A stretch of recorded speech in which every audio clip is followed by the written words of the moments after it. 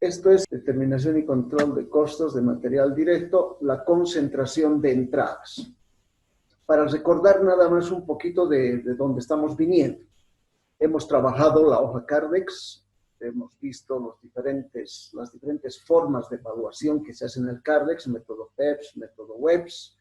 Hemos hecho un ejemplito, un caso que hemos ido resolviendo durante la clase a modo de ejemplo para que vayan ubicando las cifras, los datos, la hermenéutica de cómo se manejan los instrumentos en control de costos de material directo.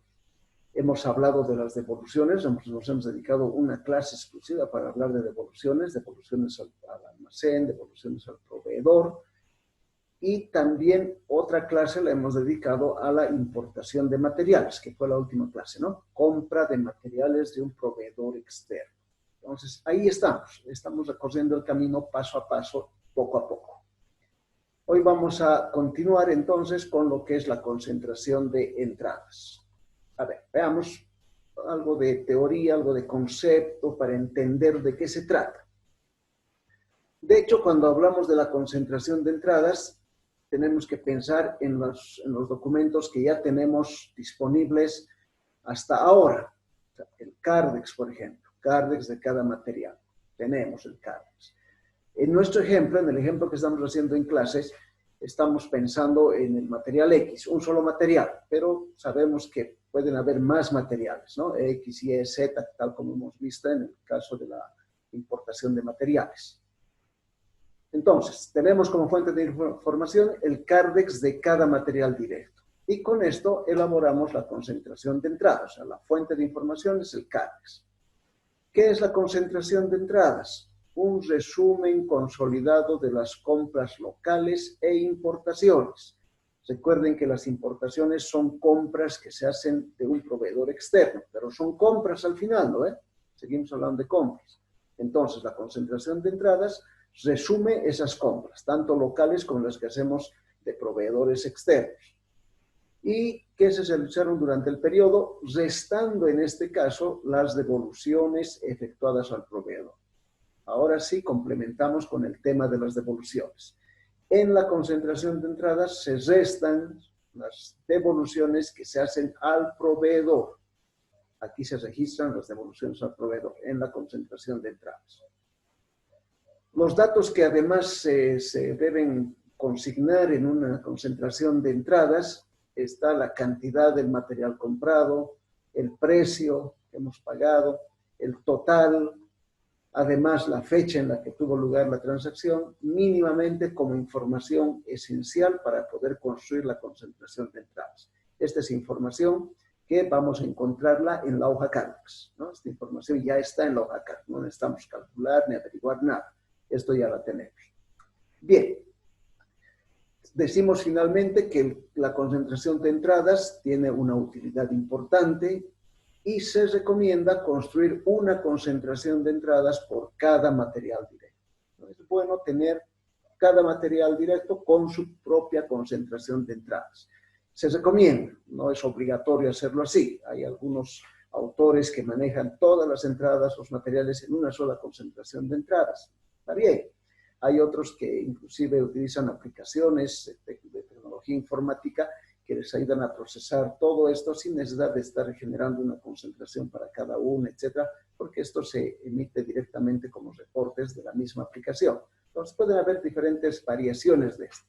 En nuestro caso, como estamos aprendiendo, estamos haciendo paso a paso, estamos viendo inclusive cómo podemos hacer esto a mano, se recomienda que tengamos una concentración de entradas por cada material directo.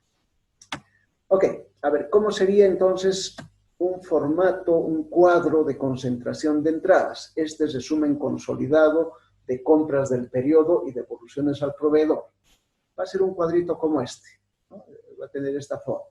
Va a ver el número, aquí están los números de las transacciones, la número 2, la 4, la 6, que tiene que ver con compras del periodo y probablemente con devoluciones. Y están la fecha en la que ocurre cada transacción, el detalle de qué se trata, el precio unitario, el valor económico por unidad, en este caso bolivianos por kilo, que se ha pagado por cada material que se ha comprado, la cantidad en total y el valor final en bolivianos. A ver, veamos cómo sería para la primera compra. El día 3 de mayo, si ustedes tienen a la mano o cerca su Cardex, pueden verificar esto. En fecha 3 de mayo de 2020 se ha comprado material. Esa ha sido la primera compra del mes de mayo, ¿verdad? En esta compra hemos pagado 17,40 después de deducir el tema de impuestos, el IVA del 13%. El valor efectivo que hemos registrado en Cardex es de 17,40 bolivianos por kilogramo. Y habíamos comprado 5.000 kilos, haciendo un total de 87.000 bolivianos, que es lo que nos ha costado esta compra de materiales del 3 de mayo. Vamos bien, ¿no? Esa es la primera compra que habíamos hecho, que está en nuestra hoja Cardex, en el ejemplo que hemos aplicado el método WEBS, que era el que hemos estado desarrollando y siguiendo de cerca. La segunda compra ha sido del 7 de mayo. Aquí están los datos. En este caso habíamos pagado 19,14, ha subido el precio, y hemos comprado 6.000 kilos, pagando un total de 114.840. Entonces, la segunda compra del 7 de mayo.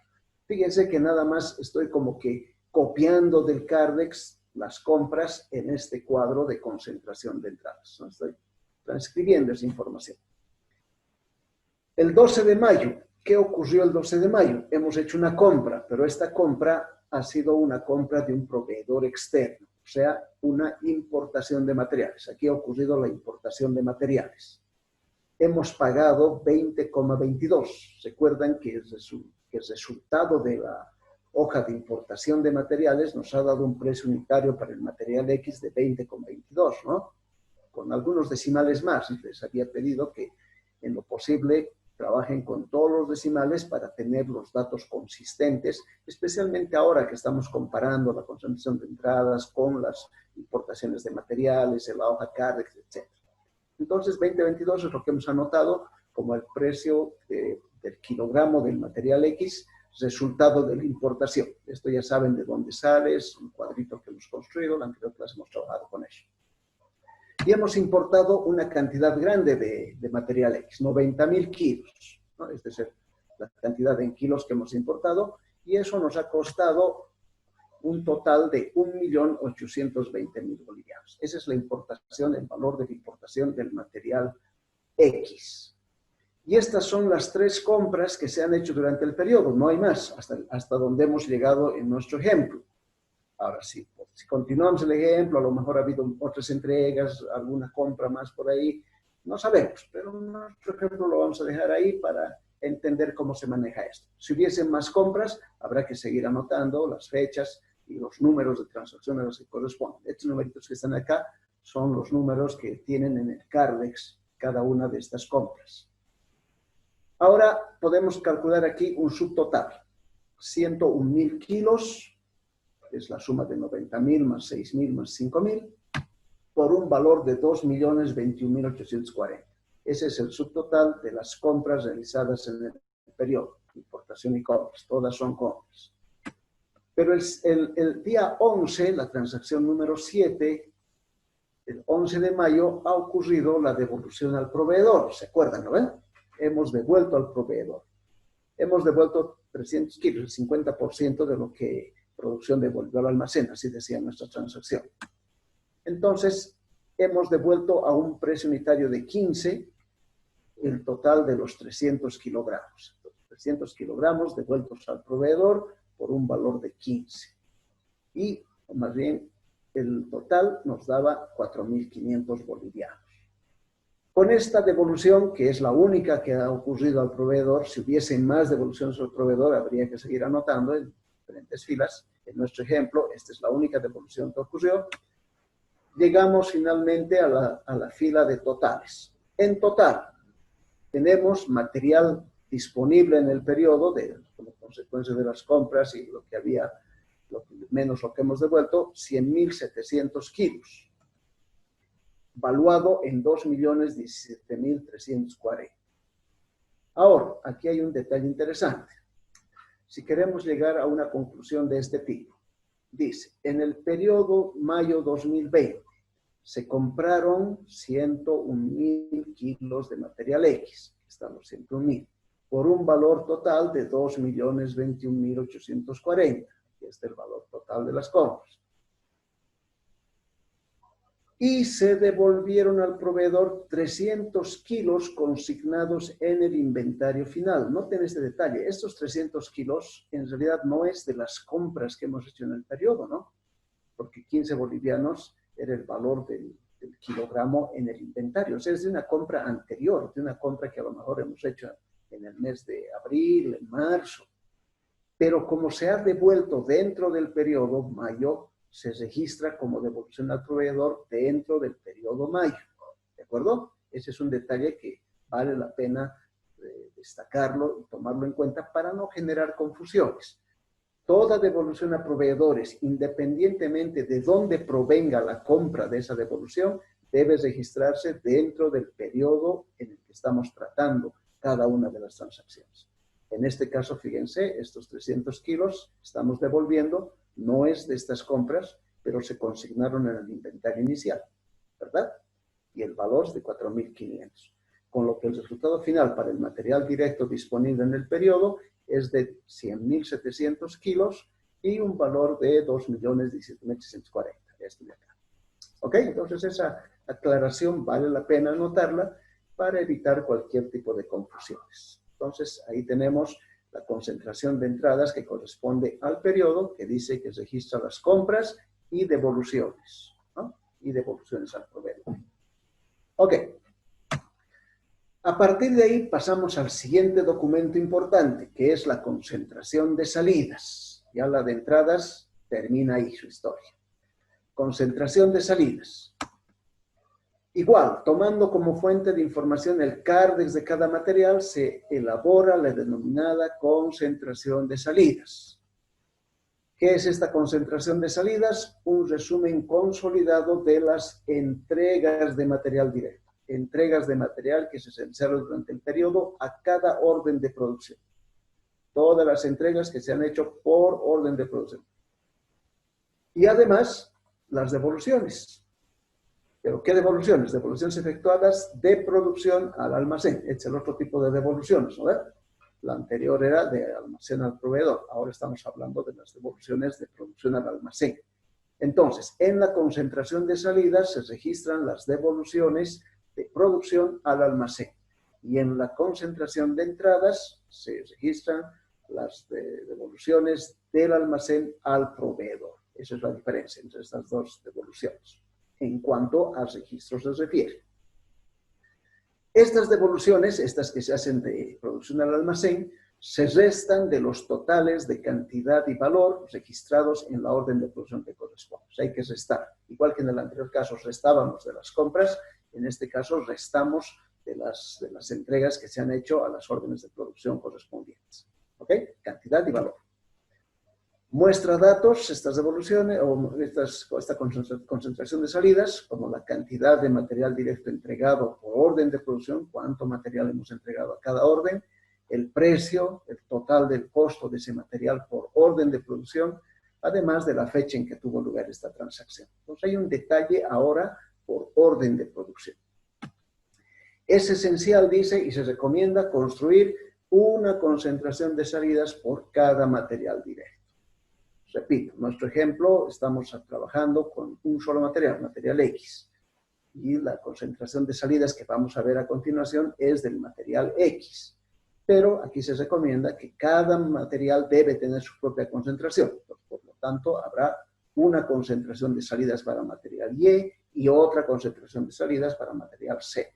Y si hay más materiales, pues cada una tendrá su propia concentración de salidas.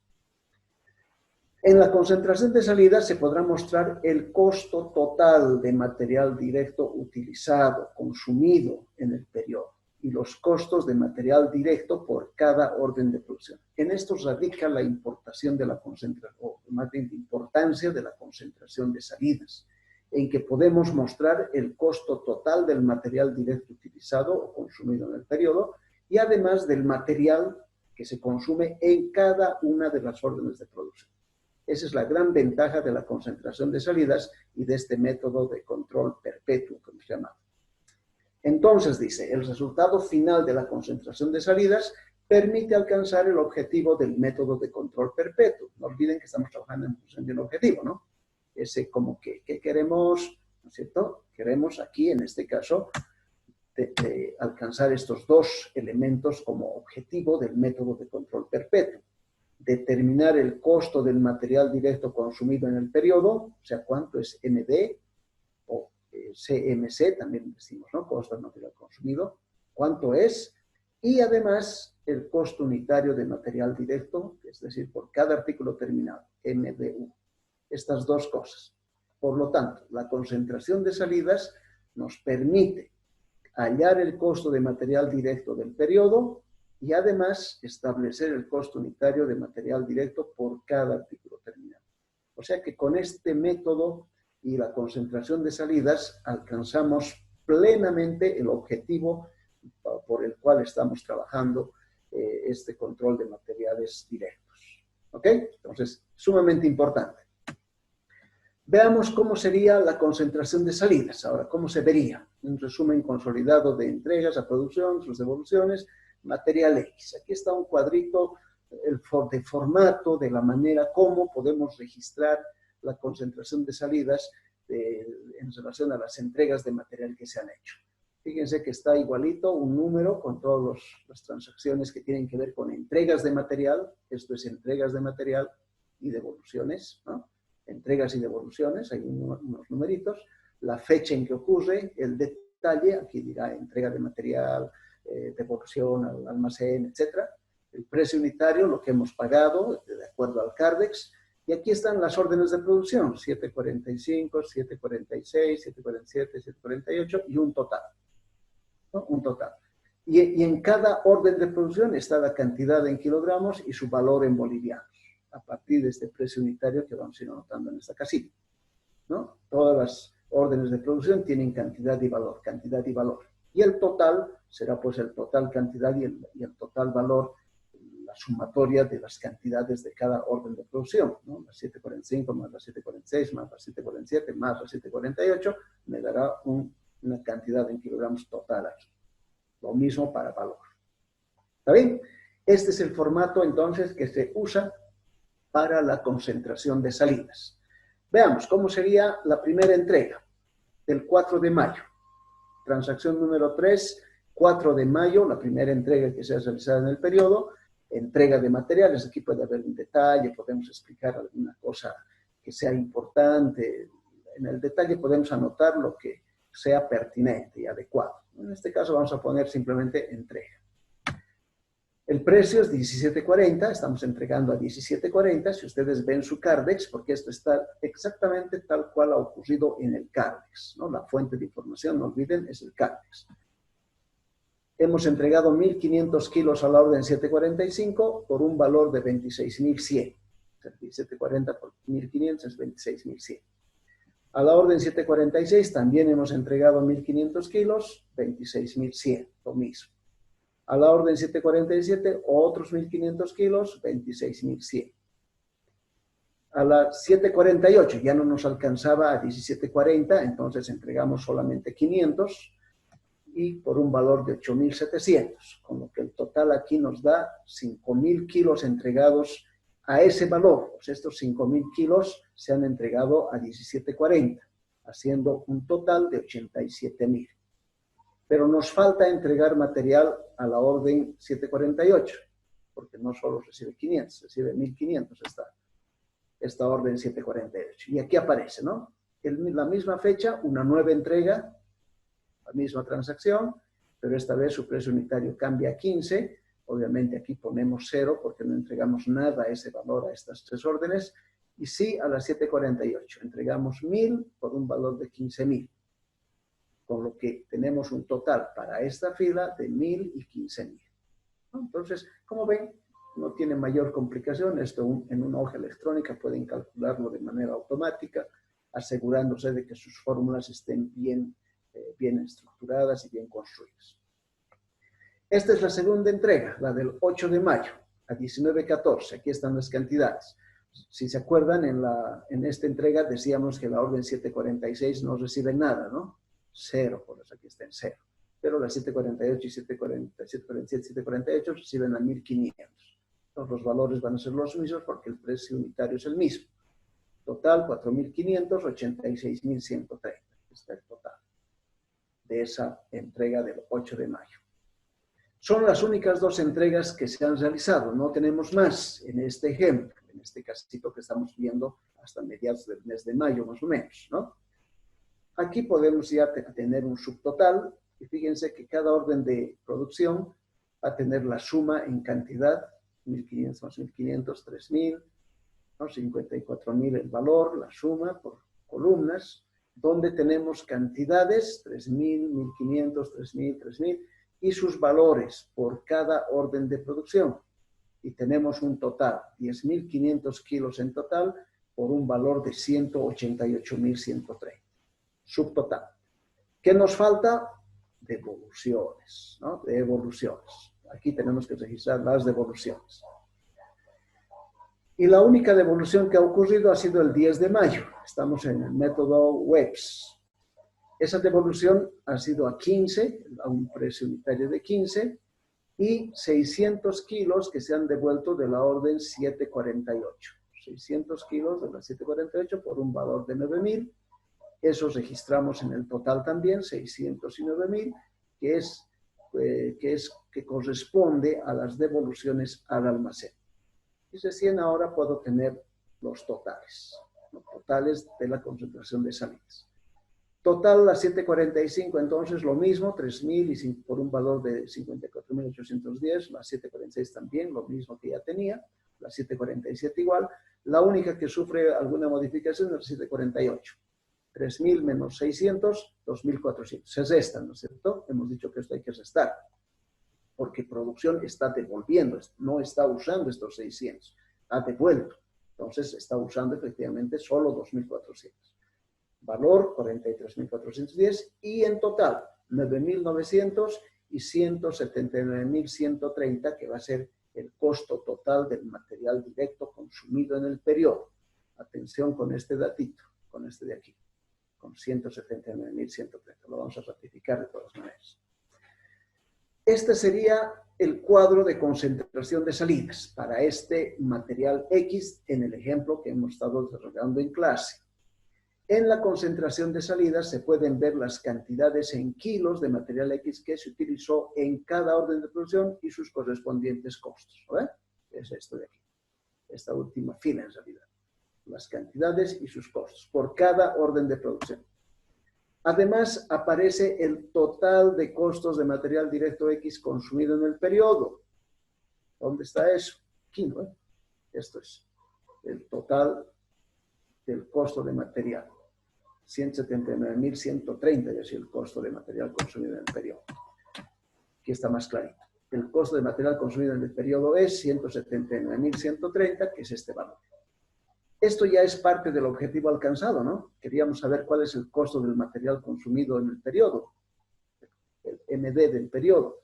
Y de acuerdo a esta concentración de salidas, nos dice que ese costo había sido de 179.130 bolivianos, correspondientes a 9.900 kilos que se han consumido o se han usado durante este periodo. Si se conocen ahora, adicionalmente, aquí ya hemos logrado el objetivo, si se conocen los datos de la cantidad de artículos terminados producidos en el periodo, este es un dato que también es conocido. Por ejemplo, si sabemos que la cantidad de artículos terminados que se han obtenido en cada orden de producción son respectivamente 8.000, 10.000, 900 y 4.000. Estas son las cantidades de unidades de artículos terminados. Si conocemos esto, y obviamente en cualquier sistema de producción, en cualquier fábrica, este es un dato conocido, disponible, entonces podemos calcular, ¿qué es esto? MDU.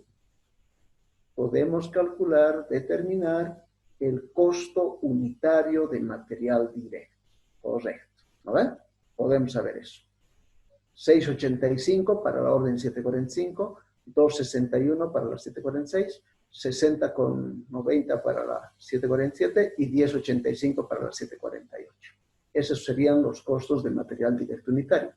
Fíjense que con esto y gracias a la concentración de salidas, logramos plenamente el objetivo que estamos buscando, determinar el costo de material directo en el periodo, 179.130, y los costos unitarios por artículo terminado, por unidad producida, que están aquí.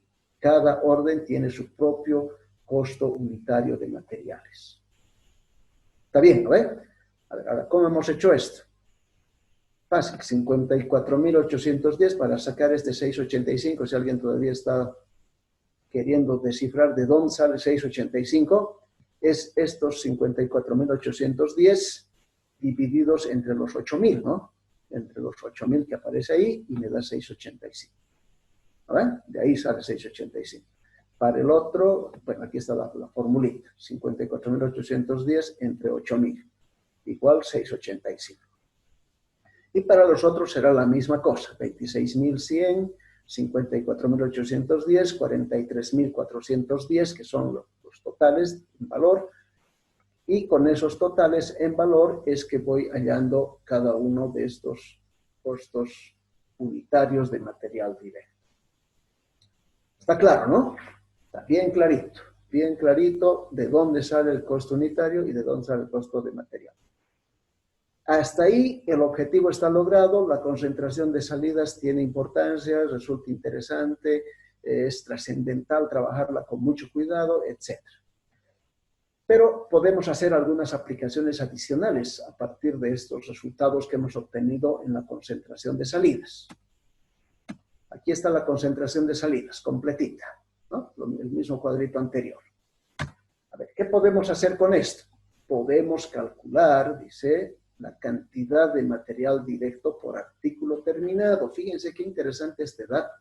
Puedo saber cuántos kilos se han usado de material X en cada artículo terminado. ¿Se puede saber eso? ¿Cómo? Aquí están las órdenes, están las unidades, 8.000, 10.000, 900 y 4.000.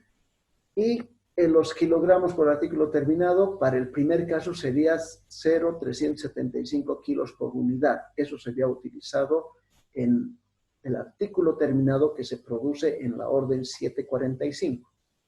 Ahora, ¿cómo calculamos eso? Son 3.000 kilos que ha consumido la orden 745, ¿no ve? Esos 3.000 kilos los dividimos entre las 8.000 unidades. Y con eso tenemos 0,375, que es lo que me está dando como dato, como resultado, la cantidad de material por cada unidad producida, 3.000 entre 8.000. Okay. En este otro caso va a ser 1.500 sobre 10.000, me va a dar 0,15 kilogramos por unidad. Para la orden 747, 3.000 kilos dividido entre 900 unidades producidas, 3,3333 kilogramos por unidad. Y para la última orden tendré 2.400 kilos dividido entre 4.000, me dará un total de 0,6 kilogramos por unidad. De ahí sale. ¿Está bien? Además de esto, de la cantidad de material directo por artículo terminado, puedo determinar la cantidad de artículos terminados por unidad de material directo. O sea, la inversa de la anterior. Aquí era kilogramos por artículo terminado, ¿no ve?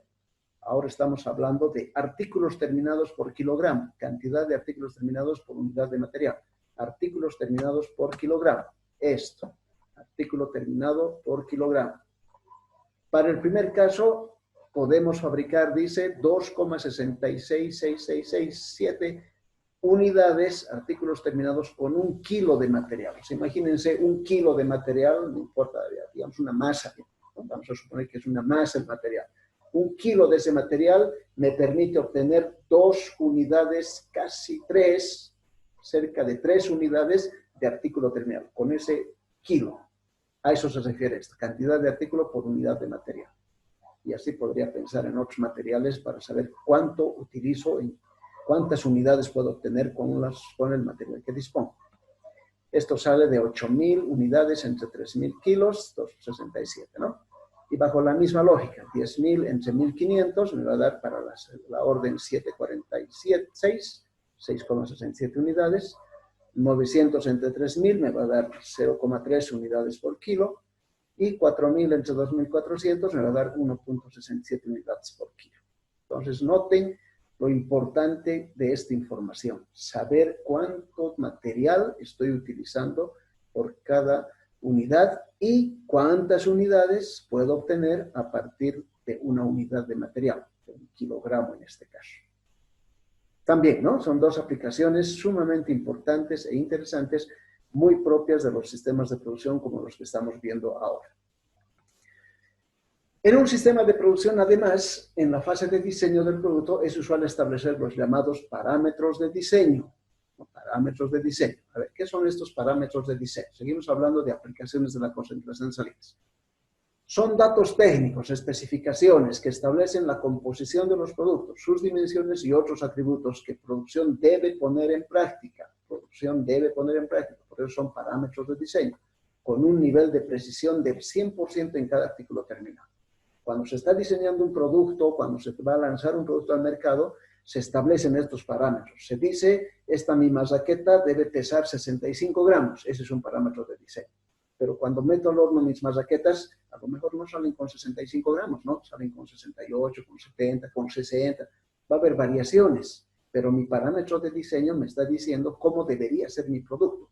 A eso se llama también calidad, cuando cumplo los parámetros al 100%. La idea es que se cumplan al 100%. Ese es el ideal. Un buen sistema de producción con productos de altísima calidad cumple al 100%. Y a partir de ahí yo puedo decir si el producto es de calidad o no, si cumple o no cumple con sus parámetros en el porcentaje definido. Entonces, en este caso, estamos diciendo que hay parámetros de diseño que plantean esos niveles de precisión que deben tener los productos en cuanto al uso de materiales en este caso. Ahora, para materiales, en el caso de materiales, parámetros de diseño están vinculados a dos elementos. Material directo por artículo terminado y artículo terminado por unidad de material consumido. Lo que acabamos de ver, ¿no? Como una aplicación. Los parámetros de diseño están vinculados a esas dos aplicaciones que acabamos de ver hace unos minutos atrás. Al concluir el periodo, normalmente se evalúa la eficacia del sistema de producción comparando los artículos terminados obtenidos con los parámetros de diseño, anotando cada una de sus desviaciones en términos relativos, ¿no? Esa es la hermenéutica de trabajo, esa es como se formaliza, digamos, la información registrada, la evaluación que se ha hecho y los resultados y conclusiones a las que se llega. Cada final de periodo hay que comparar y anotar desviaciones. Hay que anotar las desviaciones en términos relativos, quiere decir en porcentaje.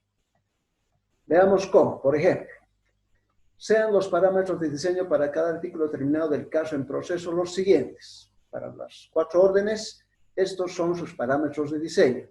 Dice que se deberían usar 0,35 kilos por cada unidad acabada o terminada para la orden 745.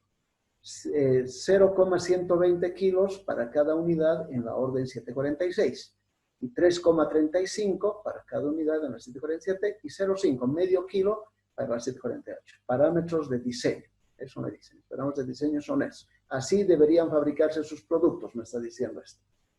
Datos definidos que establecen la cantidad de material directo que se debe utilizar por cada artículo terminado.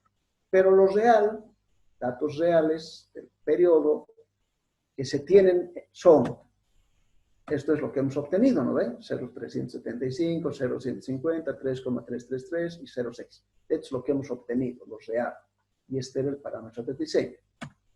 En consecuencia, las desviaciones que se observan de lo obtenido realmente comparado con los parámetros de diseño serán, hacemos la comparación, un delta, 7,14% para la orden 745. ¿Cómo calculamos eso?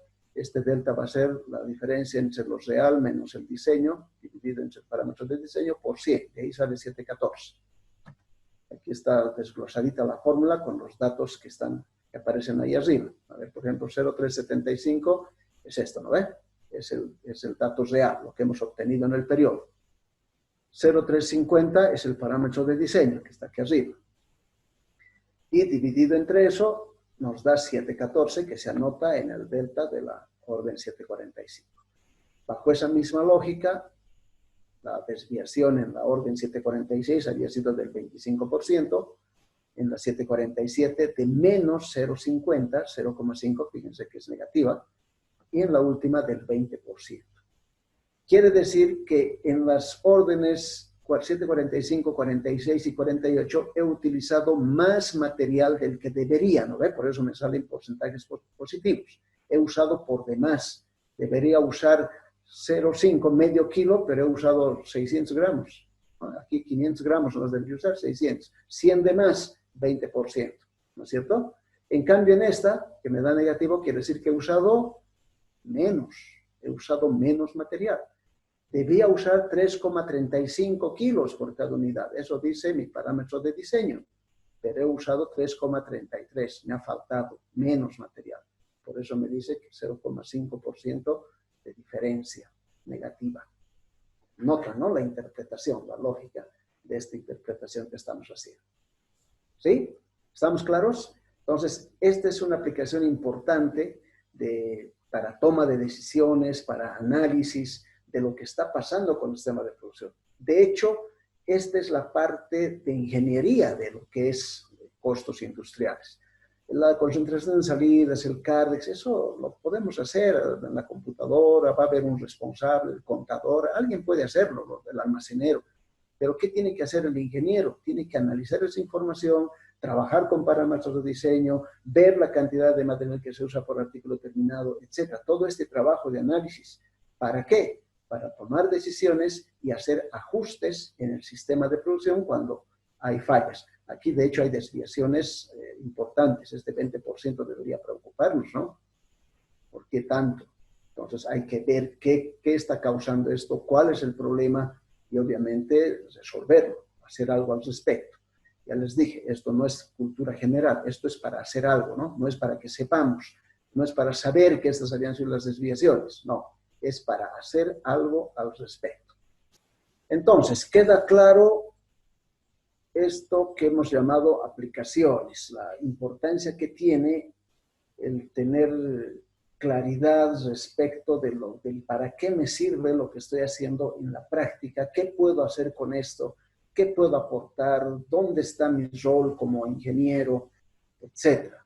Ahora, está bien, estamos aprendiendo a hacer un CAR, concentraciones de entradas, de salidas, perfecto, pero estas aplicaciones son las que nos sirven para el análisis y es por eso que tenemos que entenderlas y no solamente estas, ¿no? Estar siempre abiertos a usar la información que tenemos, los datos que tenemos para poder reflexionar, analizar, probar y sacar conclusiones de tal manera que sirva para tomar decisiones o facilitar procesos de toma de decisiones. Bien, entonces queda claro cómo son las desviaciones, para qué me sirven, qué me están diciendo estos porcentajes y lo ideal que sería que todo esté aquí en cero, ¿no? Eso es algo importante. Lo ideal sería que todo este delta de porcentaje de variación me dé 0, 0, 0, 0. Eso quiere decir que mis parámetros de diseño con mis resultados reales que he obtenido están al 100% trabajados, concluidos, con la certeza de que estamos trabajando muy bien, que nuestros parámetros de diseño están siendo respetados. Entonces, lo ideal es que sea eso. Ahora, ya sea negativo o positivo, es que tenemos algún problema. O sea, no porque aquí use menos material, quiere decir que estoy ahorrando material, ¿no? Para decir una ventaja. Debería usar 3,35 y estoy usando 3,33. Qué bueno, me estoy ahorrando material. No, estoy aquí generando un problema de calidad bastante serio. Ok, entonces eso en cuanto a las aplicaciones. Finalmente, veremos lo que es la relación entre el método de control perpetuo y el control periódico a partir de lo que ya hemos trabajado en la concentración de salidas. ¿Cómo llevamos los datos procesados hasta ahora a un formato de control periódico y cómo se vincula con la concentración de salidas? Aquí están viendo ustedes un formato del control periódico, ¿no? Control periódico, el inventario, compras del periodo, material directo disponible, inventario final, material directo consumido. Esto ya lo hemos trabajado, hemos visto cómo funciona, etc. Entonces, este formato, construido con datos de hoja CARDEX, concentración de entradas y de salidas de material X, es un resumen que debe incluir el total de costos de todos los materiales. En este caso, solo se ve el correspondiente al material X. Faltaría sumar la información de los materiales Y y Z. En este formato vamos a ver solamente lo que es el material X. No vamos a ver Y ahí Z porque no tenemos los datos, ¿no? Pero que quede claro que el formato control periódico es de todos los materiales. Aquí deben consolidarse todos los materiales. Un solo formato para 2, 3, 4 materiales, porque estamos hablando de términos monetarios, de dinero. Entonces es posible trabajar de esa forma. A ver, veamos, por ejemplo, en el formato control periódico anotamos los datos del inventario inicial de material directo. ¿Dónde está eso? Recuerdan esto, ¿no? Aquí está, al iniciar el periodo mensual de mayo se registraba el dato correspondiente al inventario final de abril, que mostraba 1000 kilos a un precio de 15. Lo de abril se convertía en inventario inicial, aquí está, inventario inicial, para el mes de mayo, 15 bolivianos 1000, valor 15.000. Por lo tanto, estos 15.000 es lo que corresponde al inventario inicial de material directo del mes de mayo. Eso anotamos en el formato control periódico. Para las compras del periodo, buscamos la concentración de entradas que acabamos de ver en la anterior parte. Concentración de entradas, resumen consolidado de las compras del periodo y devoluciones al proveedor. Entonces, de acuerdo a este cuadro de concentración de entradas, el total del valor de las compras del periodo menos las devoluciones al proveedor era 2.017.340, ¿no ven? Este cuadrito ya lo hemos visto. Entonces, en el lugar donde dice compras, debo anotar estos 2.017.340 como compras del periodo. Ahí está, compras del periodo, 2.017.340. Si tengo el inventario inicial y las compras del periodo, cuando hago una suma de estos dos datos, ¿qué me va a dar como resultado? El material directo disponible, ¿no? 2.032.340, sumando estos dos. Ahora me falta el dato del inventario final. Veamos, hasta ahí estamos hasta ahora. Inventario inicial, compras, material disponible, 2.032.000. Esta es una muestra, un pedazo de la hoja Cardex, método Webs del material X, donde está la última transacción del 12 de mayo, que se refiere a la importación. Ya no hicimos más transacciones, ¿no? No tenemos más entregas, nada. Aquí terminó, diríamos, nuestro Cardex para este material X. Y en este Cardex hay un par de datos en cantidad y en valor que se refieren a lo que corresponde al inventario final, a esto de aquí, inventario final de material directo. En cantidad, 91.800 kilos y en valor, 1.853.210, que es el valor del inventario final. Ese va a ser el equivalente al inventario final, 1.853.210, que es lo que debo llevar al formato control periódico. 1.853.210. Entonces, fíjense que estoy copiando estos números de otras hojas, cuadros, tablas, procesos que ya he hecho antes. El inventario inicial, las compras, el inventario final. Y me falta material directo consumido, ¿no? ¿Dónde voy a ver eso? En la concentración de salidas.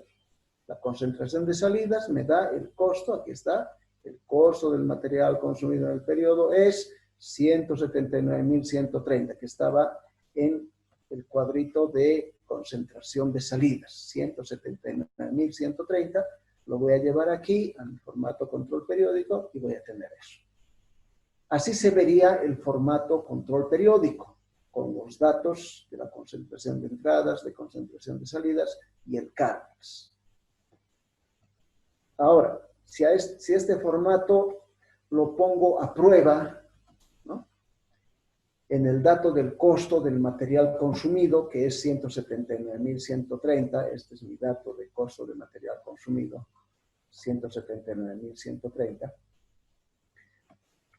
Este resultado, aritméticamente, debe coincidir con el resultado calculado en la concentración de salidas. O sea, aritméticamente, estos 179.000 procesado aquí en el formato control periódico debe ser el mismo que hemos encontrado en la concentración de salidas. A estas alturas no nos cabe duda que estos 179.130 están en la concentración de salidas, ¿sabes? De ahí lo hemos copiado, estamos segurísimos. Pero tiene que coincidir aritméticamente con lo que en este formato se suele aplicar. Sumar 15.000 más 2.017.000 me va a dar igual material disponible, 2.032.000. A este material disponible tengo que restar el inventario final, 1.853.210, me tiene que dar como resultado 179.130. Así, exactito.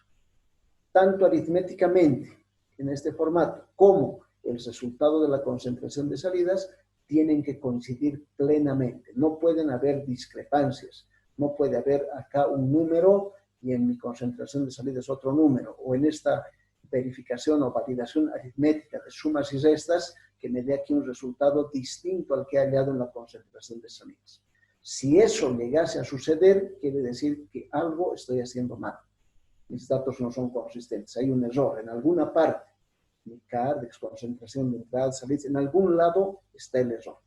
Por eso la recomendación es que para trabajar esta parte, hasta llegar aquí, tenemos que concentrarnos en lo que hacemos, sin distracciones, sin perder el hilo, diríamos, de lo que estamos haciendo. Porque basta una distracción, un error, un número que se nos voltee, lo hemos arruinado todo, porque esto no nos va a coincidir. Y después de haber trabajado con 4 o 5 hojas CARDEX, imagínense 2 horas y media trabajando con CARDEX, llegar a esta parte, porque no olviden que aquí está la suma de todos los materiales, ¿no?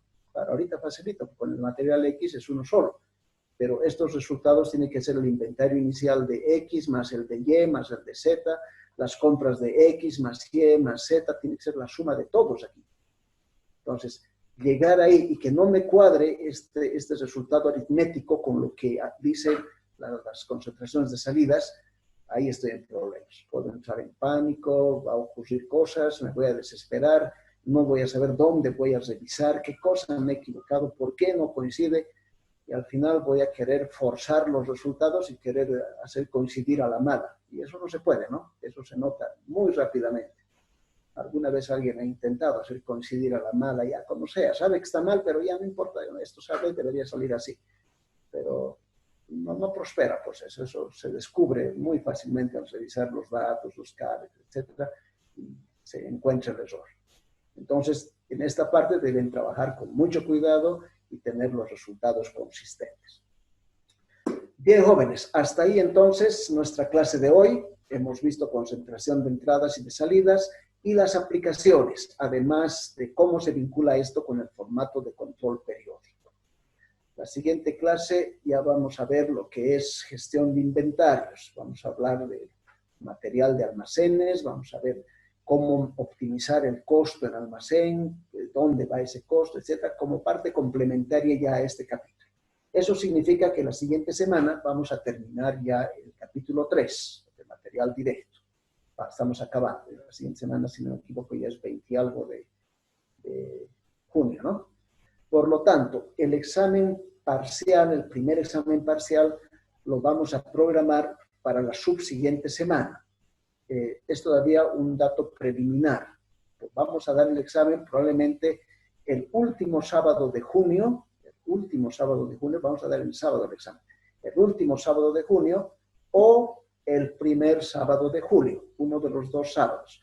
Voy a ponerme de acuerdo también con Miriam Cecia para ver cómo están en sus prácticas, en los ejercicios que están resolviendo, porque en esta parte yo no les he dado ninguna tarea, ningún ejercicio, porque sé que han estado trabajando desde mucho más antes con nuestra auxiliar. Entonces, ella me va a dar su parecer, me va a decir qué tan preparados están, cuántos exámenes modelo han resuelto, 1, 2, si están ya en condiciones de poder rendir un buen examen, porque el examen, no olviden que es un trabajo individual, y cada uno debe estar en condiciones de hacerlo lo mejor posible. Entonces, para que se preparen adecuadamente, practiquen y completen lo que está aún faltando.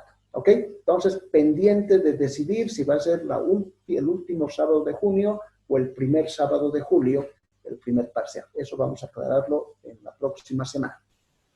Bien, jóvenes, hasta ahí entonces. Cuando les diga aquí termina el capítulo 3, hasta ahí es el examen. Y eso va a suceder la siguiente semana. ¿Ok? Ya, ingeniero. Muy bien, jóvenes, entonces, si no hay más nada, nos vemos el lunes en la hora de costumbre. Que tengan un buen fin de semana. Chao, chao.